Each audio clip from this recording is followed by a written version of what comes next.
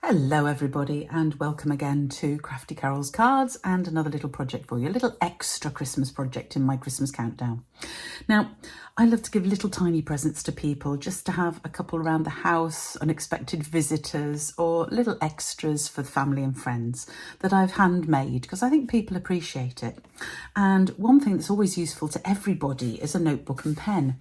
So I found these little notebooks, just little plain notebooks with a cover, obviously very plain, and some little mini pens I found as well, which are lovely. And I thought I could make a little set. Now, obviously I could do something simple like just cover the book in DSP, but I wanted to make it a little more special and make a holder for the pen. So I actually came up with this design. So these are for two of my family and friends.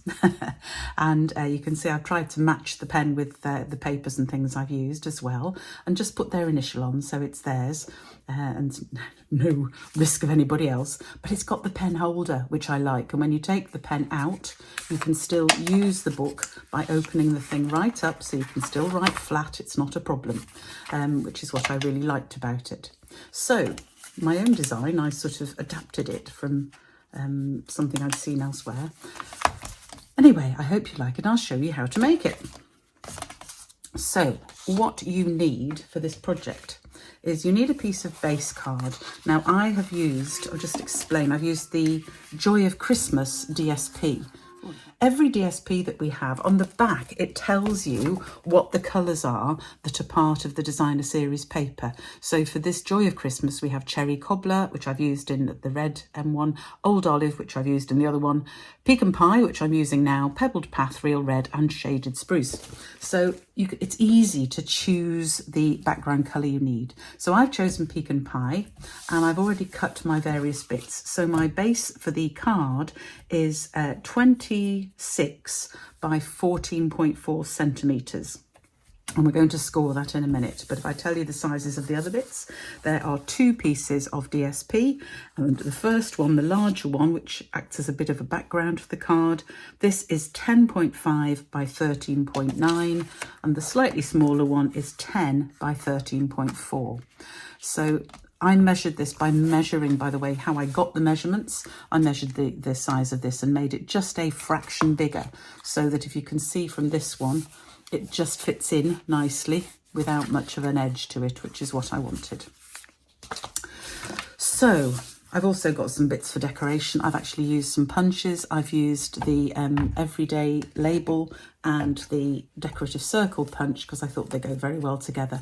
And then I just die cut with the old alphabet dies, which I'm never getting rid of, the initial that I want for the person that the thing is going to. So there are all my bits. Let me show you how to put it together. So the first thing I'm going to do is do some scoring and cutting. And this is important to get right because on this rests whether the book actually works or not. So hopefully this is fully in view. Yeah. So taking our cardstock on the very long edge, on this long edge here, we're going to score it at 11. So move the cutting blade right out of the way, making sure it's butted up at the top. Score at 11, at 13, and at 15. How easy is that? So really easy to think about the score lines. So you end up with 3 score lines in the middle of your piece. So what we're going to do now is we're going to cut, because we need to cut out 2 lines to give us the pen holder. So we're going to turn it round, and at 5 centimetres, we're going to cut it at 5 and 11 centimetres. So I'm going to move it to 5, and I'm cutting between the 2 lines. And the beauty of our trimmers is that on the, I hope you can see this, on the cutting blade, there is actually a line on the blade itself, which I can line up with my score line. So as long as I stand up and look directly down on it, I can line this up with my score line, lift it slightly so I'm not cutting till I'm ready. I've got it at 5 centimetres. That is lined up with my first score line, so I can just simply cut down to the second score line so that my little mark on the trimmer is lined up with the second one. And there is my cut beautifully between the 2 score lines. Yeah. So we're going to do the same thing with the card moved to 11. And it's already on this score line where I left it, so I can cut back up to the top score line. So that's the 2 cuts we need. Thank you, Gus, we didn't need that. The 2 cuts at 5 and 11 centimetres, so that we have a bit in the middle here that's cut through between the 2 score lines. I hope that's clear. So we're now going to do some folding, and obviously I'm going to fold the first, I'm going to use my bone folder to make sure that these are good folds, and I want to make sure it's lined up as well, top and bottom, so I know the fold is straight. Do the same with the back fold. So line it up, top and bottom. Make sure it's straight, which it should be if you've got it lined up on the scoreboard. So that forms my books. So then I'm going to bend the top 2 in and the middle one out. So this is a little bit fiddly. You need to just persuade it to go the way you want. So these 2 are mountain folds and the middle one is a valley fold, if you want the technical terms. So then I can fold that down and then just crease really well all of those folds. Not so important with that one, but these ones are important. So that is that's what it should look like now. And that is how we're going to put it together. So before we actually start to put it together, we've got a little bit more punching to do, and I'm using my corner rounder, and the first 2 corners, I'm doing it together, so I have to push quite hard, but I can do it together. I'm going to round the top and bottom corners of the bit that's going to cover the notebook, so that they're rounded, and I'm also going to round all of the corners of the DSP. So I'm going to cheat and do them together because it saves a little bit of time.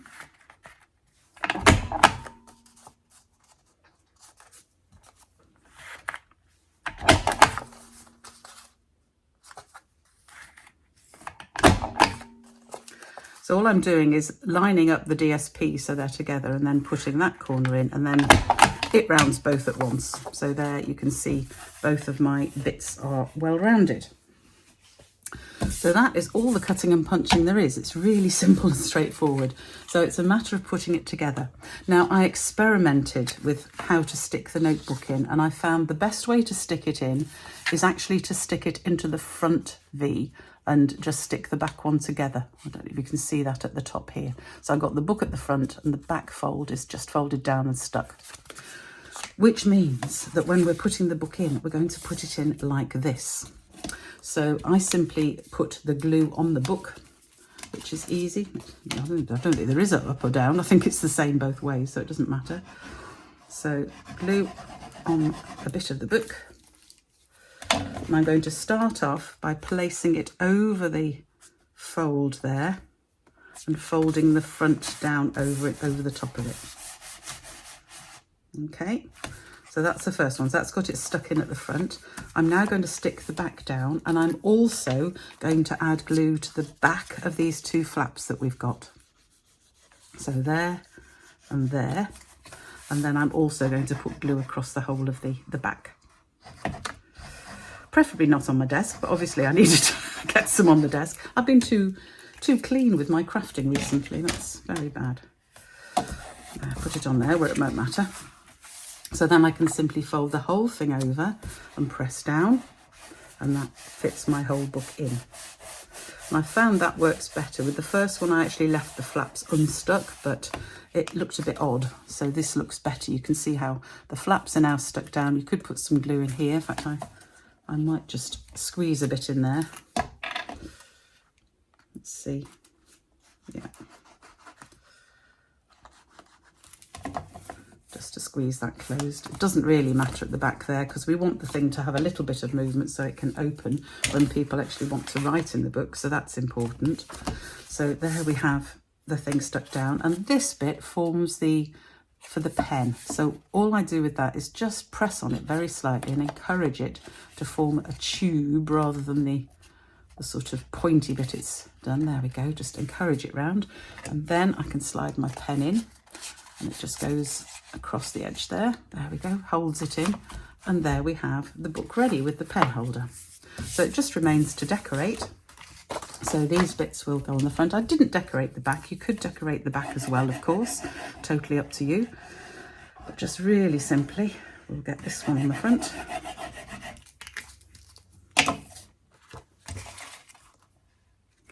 And I line it up with the outside edge. I'm not so bothered about this inside edge. It'll fit fine, but I want this bit to make sure it lines up properly on the outside edge. And then this piece on top. That's the nice pebbled path. It's a beautiful grey pebbled path. I must admit, quite like it as a newing colour.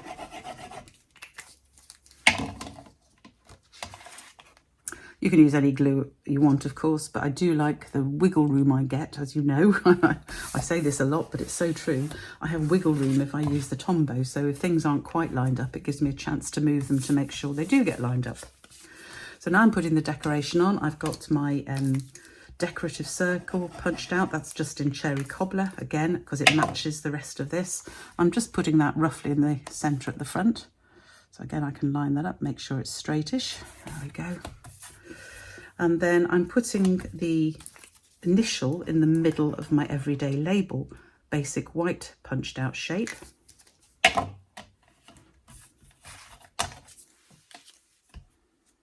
So just make sure, it's very difficult when you're cutting something that's off centre, like the base of the P is obviously not directly in the middle, so it's difficult to get it just right, but I think that looks okay. And this I am going to put on with some dimensionals, if I can find my dimensionals. I've got the edge of one, but I use every bit of dimensional packs, so I can use this bit just down the middle at the back there. Peel off the backing, stick it in the middle, as near the middle as I can get. Yep, that's okay. And there we have my third notebook. So I hope you enjoyed that little project. I think it's nice just to make the most of things and just make things just as little gifts for people. So I hope you enjoyed this extra Christmas countdown project. If you've enjoyed my videos, please do subscribe to my channel and go to my website where you'll find more details with all the measurements written down for how to make these. And I'll also, if I can find it again, put the link in where you get the little pens and the notebooks if you want to have a look at them. I think they were from Amazon, but I'll check that out. And I will see you again very, very soon. Thank you for joining me today. Bye for now.